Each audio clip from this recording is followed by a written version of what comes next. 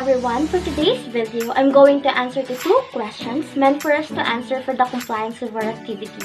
So we have here the question number 1, which is, what is globalization? So the word globalization, I know a lot of us, or mostly of us rather, already heard the said word. But the question here is that, are everybody aware what truly the word predicts, or what truly the word means? So yes, as a knowledgeable student, because I already encountered this word before, I can describe the globalization as the interactions and integrations of different people, companies, politics in different countries around the world. And because of the concept of globalization, it gives the mindset of the people to become open, or the openness of the people when it comes to accepting, understanding, and respecting the different cultures, traditions of different races from different country people. So at the same time, the concept of globalization led the different countries to exchange, to trade different services, resources, strength, and technology as well. So from that, I can conclude that the globalization really works for the humanities around the world, or for the benefit of the humanity around the world, because the different countries are open when it comes to helping and lifting up each other who might lack of some resources. At the same time, the people are ready to understand, to accept, and respect the different things from the different people. And from that, the discriminations and the criticism is impossible to arise.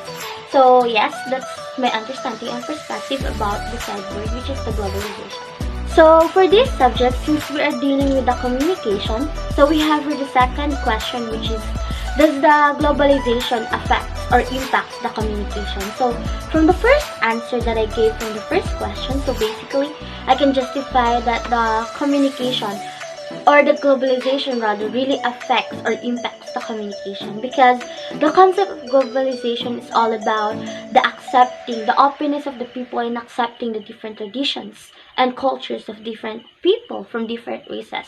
At the same time, it's all about the interaction, the integration of the different countries, the different people around the world. So try to think, if there's no communication happen from that certain situation or scenario, it is really pointless, or it is very useless, or there's a possibility that the situation is impossible to become a reality. So yeah, for example scenario, whereas I can explain to you further why does the globalization affects the communication. So for example, me myself is engaging myself with a American youth in an age like me. So I need really to initiate a communication so that we can listen, understand the side of others, understand the culture and the traditions of each other. So through the communication process that I'm going to initiate with, we will going to understand, so that, and that understanding will pave way for us to learn and to adapt the culture and traditions of them that we might use to become the best version of ourselves we can possibly be.